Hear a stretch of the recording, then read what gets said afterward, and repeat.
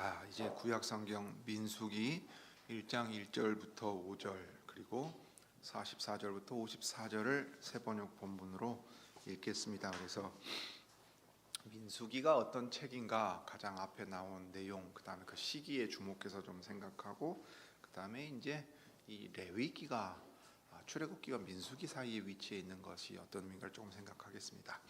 자, 민수기 1장 1절부터 5절, 그다음에 44절부터 54절을 세번역 본문으로 읽고 내용을 보겠습니다. 이스라엘 자손이 이집트 땅에서 나온 지 2년이 되던 둘째 달 초하루에 주님께서 시내 광야의 회막에서 모세에게 말씀하셨다. 너희는 이스라엘 자손의 온 회중을 각 가문별 가족별로 인구를 조사하여라. 남자의 경우는 그 머릿수대로 하나하나 올려 명단을 만들어라. 너는 아론과 함께 이스라엘 사람 가운데서 20살이 넘어 군대에 입대할 수 있는 남자들을 모두 각 부대별로 세어라. 각 지파에서 한 사람씩, 곧 한 가족에서 지도자가 한 사람씩 나오게 하여 너희를 돕게 하여라. 다음은 너희 곁에 서서 너희를 도울 사람들의 이름이다. 이 이름이 쭉 나온 다음에 44절입니다. 이 사람들은 모세와 아론이 각 집안에서 한 사람씩 뽑힌 이스라엘의 12 지도자들과 함께 조사하여 등록시킨 사람들이다. 이스라엘 군대에 입대할 수 있는 20살이 넘은 모든 이스라엘 자손이 각 집안별로 등록되었다. 등록된 이들은 모두 60만 3,550명이다. 그러나 레위 사람은 조상의 지파별로 그들과 함께 등록되지 않았다. 주님께서 모세에게 이렇게 분부하여 가르치셨다. 레위 지파만은 인구조사에서 빼고 이스라엘 징집자 명단에 올리지 말아라. 그 대신 너는 레위 사람을 시켜 증거 궤가 보관된 성막을 보살피게 하여라. 모든 기구와 그 안에 있는 모든 비품을 그들이 관리할 것이다. 그들은 성막을 옮기는 일과 그 안에 있는 모든 기구를 옮기는 일을 맡을 것이다. 그들은 성막을 돌보며 성막 둘레에 진을 치고 살아야 한다. 성막을 옮길 때마다 레위 사람이 그것을 거두어야 하고, 성막을 칠 때마다 레위 사람만이 그것을 세워야 한다. 다른 사람들이 거기에 다가갔다가는 죽을 것이다. 이스라엘 자손은 각기 부대별로 각기 자기 진 안의 부대 길을 중심으로 장막을 쳐야 한다. 그러나 레위 사람은 증거 궤가 보관된 성막 둘레에 진을 쳐서 나의 진노가 이스라엘 자손의 회중에게 내리지 않게 해야 한다. 레위 사람은 증거 궤가 보관된 성막을 보호할 임무를 맡는다. 이스라엘 자손은 주님께서 모세에게 명하신 모든 것을 다 그대로 하였다. 자, 사랑하는 교회 여러분, 우리가 출애굽기의 큰 내용을 따라가며 읽었습니다. 이제 언약을 체결하고 나서 성막을 만들도록 준비시키신 내용이 이제 출애굽기 뒷부분에 아주 큰 내용이었는데, 그 사이에 32, 33, 34장에가 이제 황금 송아지 우상을 만들고 이제 언약을 깨뜨린 이스라엘 백성에게 여호와께서 자비를 나타내셔서 그 언약을 새로이 세우시고 이제 성막을 다시 짓도록 명하시고, 자원하는 예물을 받아서 준비된 것들을 따라 사람을 준비시키고 이제 성막을 다 지은 후에 성막에 이제 여호와의 영광이 임하고,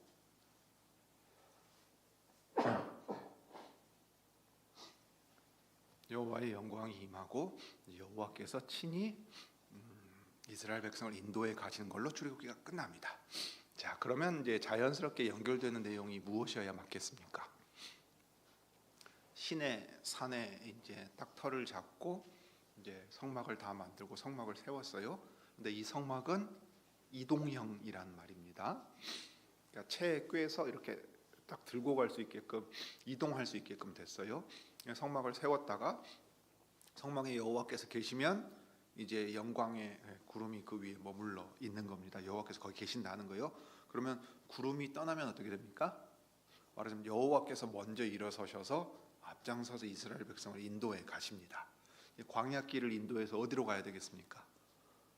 약속하신 가나안 땅으로 데리고 들어가셔야 되겠죠. 이제 그 여정이 시작되는 이야기가 있습니다. 근데 잘 보면 레위기는 사실 그 얘기가 아닙니다. 레위기는 다른 내용으로 그 가운데 들어있고, 실제로 광야에서, 시내 광야에서 이제 이동해가지고 약속의 땅으로 가는 여정은 오히려 여기 민수기에 기록되어 있습니다. 그래서 오늘 민수기 이제 1장을 보면 앞부분과 뒷부분만 지금 읽었는데, 군대를 준비시키라는 얘기입니다. 이스라엘 백성 전체가 말하자면 군대가 이동하는 것입니다. 그러면 이 군대가 보통 어떻게 됩니까? 전체가 하나의 군대예요. 우리 일반 한국군이다, 뭐 한국 육군이다. 그러면 육군이 있으면은 뭐 크게 군단별로 나누고 할 거 아니에요. 1군단, 2군단, 3군단 이런 식으로 있고 그 아래에 부대들이 또 있고 할 거 아닙니까? 그런 식으로 전체가 하나의 군대인데 이 군대의 단위가 이제 각 부대가 되겠죠. 그런데 그 부대는 그 이스라엘 야곱 자손의 지파대로 이 12이 있는 겁니다. 그래서 민수기 1장의 내용을 먼저 주목해서 보면 출애굽기 40장에 이어지는 내용임을 알 수 있습니다.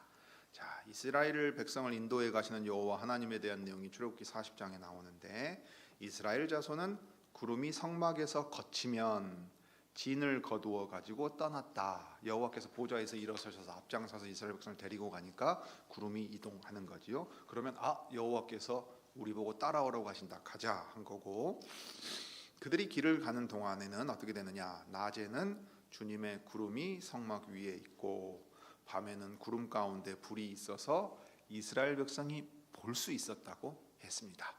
여호와께서 친히 자기들이 인도해 가시는 걸 볼 수 있었습니다.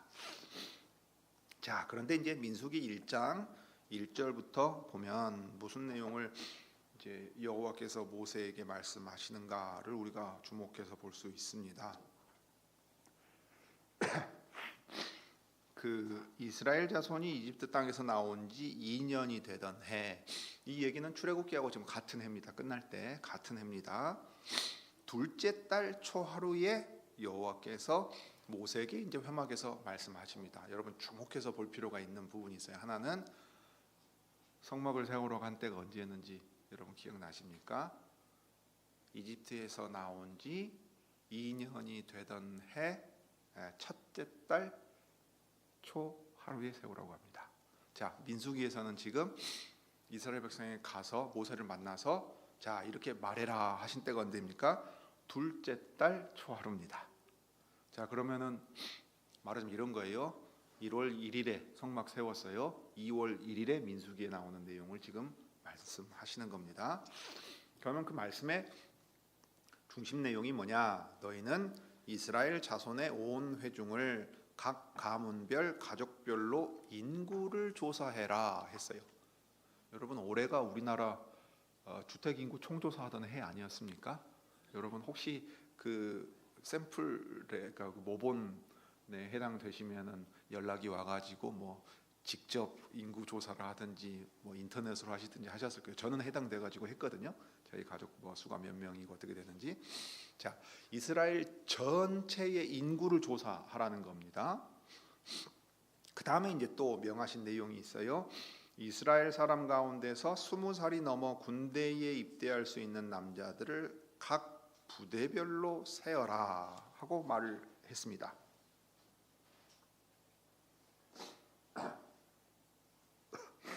우리나라도 비슷하죠. 지금 독일도 징집 이제 지금 유럽이 다시 그 군사력을 증강시키면서 좀 여러 가지 차원에 대비하는 차원에서 독일도 징집한다고 얘기를 하지요. 그 다음에 프랑스도 지금 막 그 얘기가 나오는 참입니다. 우리나라는 애초에 지금 징집 제도가 있어가지고 여기 우리가는 금방 이해할 수 있죠. 20살이 넘은 남자는 병무청에서 다 연락이 와서 한 사람도 빼지 않고 이거 철저하게 챙기죠. 그러면 인구 총조사한 숫자만 세는 인구 총조사와 별개로 20살이 넘어서 군대에 입대할 수 있는 군인으로 봉부할 수 있는 남자의 수를 세야 하고 그게 각 부대별로 센다 그랬습니다. 이때 부대는 뭐겠습니다? 지파별로 셉니다. 여기 이제 진이라고 나오는데 영어로 하면 이해가 하기 쉽죠. 캠프별로입니다. 진을 치는데 지파별로 진을 치잖아요. 그러니까 이 지파별 단위가 하나의 부대의 단위가 됩니다. 그리고 그 지파별로 깃발을 세워서 표식을 두잖아요. 여러분 군대도 다 똑같아요.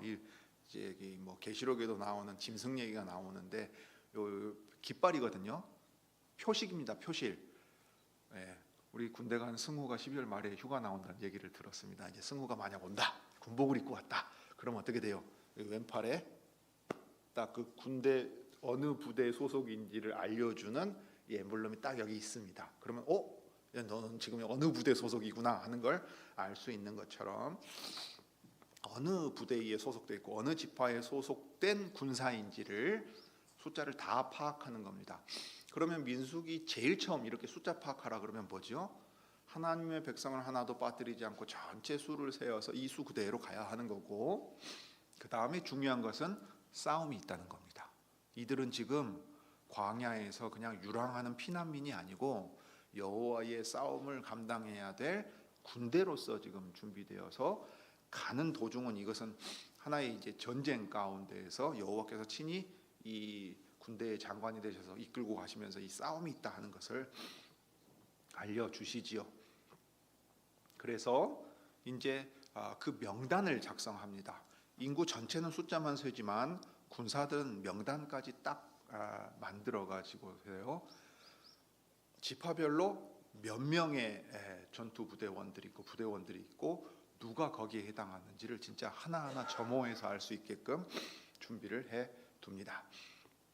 그래서 이 일은 엄청나게 큰일 아니겠어요? 모세와 아론이 나서서 해야 되는데 지파별로 지도자들이 나와서 모세와 아론을 도와서 인구 조사를 할 뿐만 아니라 남자들 가운데 20살이 넘어서 군 복무할 수 있는 전투를 감당할 수 있는 요원들의 명단까지 다 작성하게 만들었습니다. 그래서 모세와 아론은 이 사람들을 거느리고 둘째 달 초하루에 전체 회중을 불러, 그러니까 명령하신 그날 당일에 바로 그 일을 시작을 했습니다. 모두 가문별 가족별로 등록을 합니다. 20살이 넘은 남자는 하나하나 명단에 올렸습니다. 수를 센 정도가 아니라 명단에 아예 이름 자체로 다 하나하나 다 올려두었습니다. 그래서 등록된 이들이 모두 60만 3,550명이라 했어요. 이건 말 그대로 진짜 그 전쟁을 할 수 있는 군사의 숫자였습니다. 그러면 이제 출애굽기 34장에 보면 모세에게 자비를 베푸겠다고 말씀하시면서 이스라엘 백성에게 여호와께서 자비를 베푸겠다 말씀하시면서 뭐라고 하셨냐면 내가 너와 함께 올라가겠다 그러면서 너희 주변에 그러고 이제 이 언약을 다시 맺을 건데 너는 가서 이스라엘 백성에게 이렇게 말해라 하면서 너희 주변에 사는 모든 백성이 나 여호와가 너희에게 해주는 그 일이 얼마나 두려운 일인지를 보게 될 것이다. 내가 이제 너희 앞에서 아모리 사람과 가나안 사람과 헷 사람과 브리스 사람과 히위 사람과 여부수 사람을 쫓아내겠다 하십니다. 가는 동안에 이제 싸움이 있을 수 있는데 여호와께서 친히 앞장서셔서 전쟁을 행하시겠고 그 일에 여호와와 함께 그들은 군사로서 여호와의 군대로서 이 전투를 수행을 해야 됩니다. 무엇보다 여호와께서 약속하신 땅에 들어갈 때 원래 있던 민족들을 심판하시면서 또 그들을 쫓아내셔서 이스라엘 백성을 거기 심으시겠다 하는 얘기가 있습니다. 그러니까 시내 광야에서 이스라엘 백성이 가나안 땅에 가기 위한 여정은 사실 마음 단단히 먹고 가야 하고 무엇보다 여호와께서 친히 인도하시는 길이다. 우리는 또 이 일에 있어서 싸움을 감당해야 한다 하는 것을 기억하며 가야 합니다.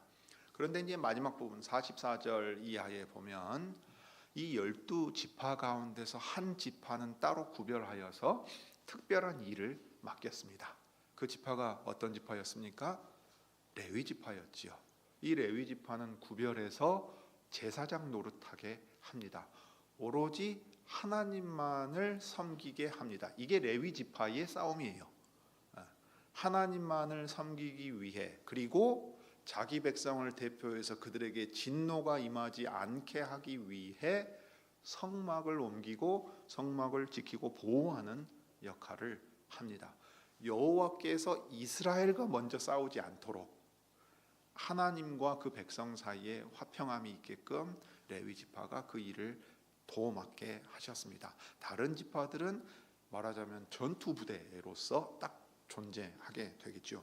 오늘날로 치면 꼭 느낌이 어디 헤드쿼터 본부 중대나 되는 것처럼 본부 역할을 레위 지파가 딱 합니다. 그래서 이 레위 지파가 성막을 중심으로 이제 각 지파별로 이 캠프를 차려 가지고서 부대들이 배치가 됩니다. 이동할 때도 이제 순서를 따라 이동하게 됩니다.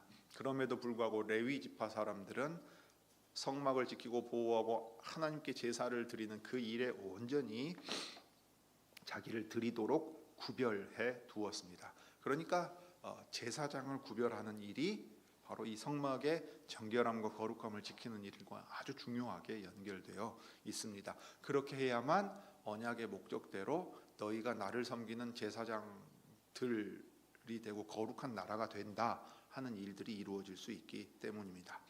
그런데 이제 이것을 생각해 보면 레위기가 이제 이 앞에 있단 말이에요. 아까 그 날짜를 한번 잘 생각해 보세요.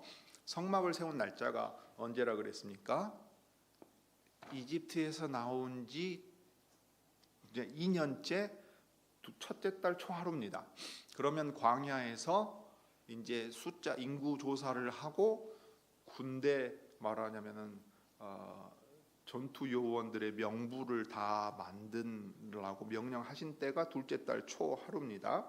그 다음에 실제로 이 이동하기 시작한 날짜는 어제 민수기 10장 11절에 보면 둘째 달 그달 20일이라고 했어요. 왜냐하면 이게 지금 인구조사 마쳐야 되고 그 다음에 그 군인들 그 명부 만들어야 되고 그 다음에 이동할 준비가 다 끝나야 되니까 시간이 좀 걸렸던 거지요. 그래서 성막에서 비로소 구름이 거쳤다 그랬습니다. 구름이 거치면 이동하는 거잖아요. 그러면 한 달이 빕니다. 한 달이 비어요. 자, 이 한 달은 어떤 한 달일 것 같습니까? 출애굽기 40장에서 민수기 1장 1절 사이에가 한 달이 비어요. 그냥 딱 이렇게 생각하면 되는 거예요. 레위기를 받아서 그 내용을 받은 때가 이 한 달의 기간이라고 보면 되는 겁니다. 그러니까 그 한 달 동안 레위기에 기록되어 있는 내용을 받아서 익히고 행해야 되는 때였어요. 그러니까 아주 중요한 겁니다. 성막을 세워서 여호와께서 우리 가운데 함께 하시면 여호와께서 우리를 이끌어 나가실 군대로 준비하기 위해 무엇을 준비해야 되는 거예요? 레위기의 내용을 따라가야 되는 겁니다. 네. 어떻게 해야 거룩한 군대가 되느냐? 지금 이 구조로만 보면 이거예요. 레위기 읽으세요. 레위기가 가르치는 대로 행하세요. 그러면 여러분은 여호와께서 군대 장관으로 앞서 싸우시는 싸움의 거룩한 군대로 그분과 함께 할 겁니다 하는 거예요. 자, 그렇게 치면요, 우리가 오경이라고 부릅니다. 창세기, 출애굽기, 레위기, 민수기, 신명기 이렇게 해서 5권의 책이라고 말하는데 실은 이게 하나의 큰 덩어리입니다. 그리고 우리는 이제 각게 분리되어 있는 5권의 책으로 생각하지만 실은 하나의 덩어리예요. 그래서 오경을 부를 때 뭐라고 부르면 모세오경이라고 부릅니다. 모세가 받아서 이스라엘 백성에게 준 책이에요. 글이란 말입니다. 그러면 이 책 전체를 놓고 보면 어떻게 돼요? 창세기는 창조의 이야기를 통해서 이스라엘을 불러서 행하시려고 하는 일이 무엇인지를 가르치신 겁니다. 그 다음에 출애굽기는 이집트에 있던 그 이스라엘 백성에게 여호와께서 찾아오셔서 이제 그들 가운데 찾아오시고 거하실 성막을 준비해서 언약을 맺고 언약법을 지키고 이제 하나님께서 정하신 땅에 데리고 가서 이제 그 나라를 이루시겠다고 이제 떠날 준비를 하는 거예요. 민수기는 실제 이제 시내 광야에서 떠나서 가나안 땅에 가는 과정입니다. 여정이에요. 여행기예요. 여행기. 그런데 군대로서 준비돼서 가는 길이고, 신명기는 민수기에 나오는 그 실패 때문에 광야 2세대에게 마치 출애굽기에 기록되어 있는 언약의 말씀과 계명을 들어야 됐던 것처럼 다시 들려주는 겁니다. 장소로 치면 가나안 땅에 들어가기 전 모압 평지에서 이스라엘 백성에게 그 율법과 계명과 규례를 다시 전해주는 내용이에요. 자, 그러면 이스라엘 백성이 하나님의 백성답게 정말로 준비되기 위해서 필요한 가장 핵심적인 내용은 뭐냐면 레위기입니다. 레위기예요. 실제로 구조로도 그렇게 딱 들어있는 겁니다. 그래서 옛적에 이스라엘 사람들은 어린이를, 이 자녀들을 교육할 때요, 제일 먼저 가르치는 책이 레위기라고 했습니다. 하나님의 백성으로서 성결하게 사는 것이 무엇인지를 가르치는 책이 레위기이기 때문이에요. 레위기의 가르침을 통해서 하나님의 백성으로 더 확실하게 준비되어서 이 가나안 땅에 들어가게 만드는 이야기로 지금 본다, 이 말입니다. 그러니 출애굽기 19장 6절에 나온 대로 이스라엘 백성을 불러서 언약 맺을 준비를 시킬 때 너희의 나라는 나를 섬기는 제사장들이 되고 너희는 거룩한 민족이 될 것인데 어떻게 해야 그렇게 되느냐 하면 레위기 19장 2절에 나온 대로 너희의 하나님인 나 여호와가 거룩하니 너희도 거룩해라 하는 거예요. 그럼 어떻게 해야 거룩하냐? 성막에서 그 제단에서 드리는 제사를 통해 여호와께서 계신 곳으로 나아가서 하나님의 백성이 항상 하나님 앞에 있고 하나님의 진노가 임하지 않도록 깨끗하게, 그리고 하나님을 직접 뵐 수 있게끔 거룩해야만 하나님을 대면하고 이 언약이 깨지지 않고 있을 수 있다는 걸 성막이라는 것 자체가 보여줍니다. 그럼 성막은 피 흘리는 제사를 통해 여호와 앞으로 나아가고 씻어야 돼요. 제사를 드려야 돼요. 그다음에 이 제사는 여러 가지 종류가 있어요. 하나님 앞에 어떻게 나아갈 것인가 하는 제사 의식의 차원에서 이 거룩함, 정결함과 거룩함에 대한 가르침이 있습니다. 이게 제사 제도예요. 그리고 성막과 관련된 성막 안에 있는 어떤 요소들, 뭐 등잔과 등불, 뭐 향 이런 얘기도 나옵니다. 그러면 당연히 중요한 건 뭐예요? 제사장의 내용도 중요하게 나오겠죠. 그 다음에 여호와께 갔다가 이제 다시 나와요. 그러면 어떻게 됩니까? 말하자면은 회막에서 나와서 실제로 그들이 살아가는 자리는 어디죠? 성막 안에 들어가서 365일 사는 게 아니잖아요. 나중에 가면 각 지파별로 분배된 자신들의 땅에서 살아간다, 이 말이에요. 예를 들면 비유하자면 이런 겁니다. 우리가 하나님의 이름을 높이고 예배하기 위한 예식을 행하기 위해서는 정한 날에 정한 시간에 정한 장소에 모이지요. 오늘 일요일 오전 11시에 남북개혁교회 사람들은 여기 석곡동 612-5번지 남북개혁교회 예배당 2층에 예배드린 장소로 모입니다. 그러면 순서를 따라 예배를 드리잖아요. 그런데 여러분, 여기가 여러분 사는 데 아니죠. 그럼 어떻게 합니까? 하나님께서 복을 주시고 여러분을 보내시죠.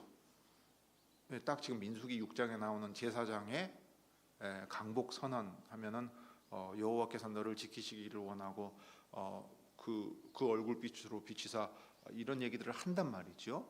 복 주시기를 바란다, 복 주신다 하고 선언한단 말이에요. 그러면 그 얘기는 뭐냐면 하나님께서 이 하나님을 찾아온 백성들을 보내시면서 이제 각자의 자리에서 하나님의 백성답게 살게 하세요. 그러니까 레위기의 또 다른 큰 가르침은 무엇이 되겠습니까?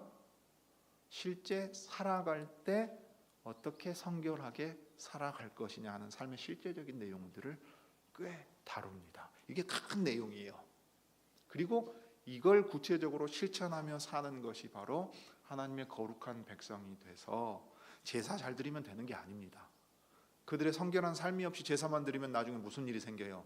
선지자들이 책망하던 그 일이 생기는 겁니다. 너희가 손에 피를 묻히고 와가지고 마당만 헛되이 밟고 제사 드린다고, 오늘날로 치면은 일요일에 예배 드린다고 와가지고 그럴듯하게 앉아 있는데 너네 가정에서는 서로 불화하고 부모 자녀는 원수처럼 살고 회사 생활은 엉망이고 네 마음대로 살면서 여기 와서 주일에 예배 드렸으니까 된다고 생각하느냐? 나는 그런 예배 안 받는다. 이게 딱 이스라엘 백성들에게 있었던 일이에요.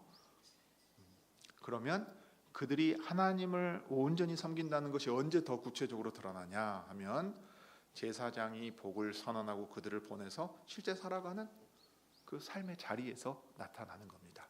예를 들면은 주일에 모여 예배할 때 이제 여러분이 나가서 이제 한 주간에 평일에 어떻게 사시는가 하는 게 여러분이 여호와의 백성으로 정말로 성결하게 사는가, 내가 거룩하니 너희도 거룩하라 하신 말씀대로 살아서 거기서 진전이 있는가, 실제 삶에 대한 내용으로 된다 이 말입니다.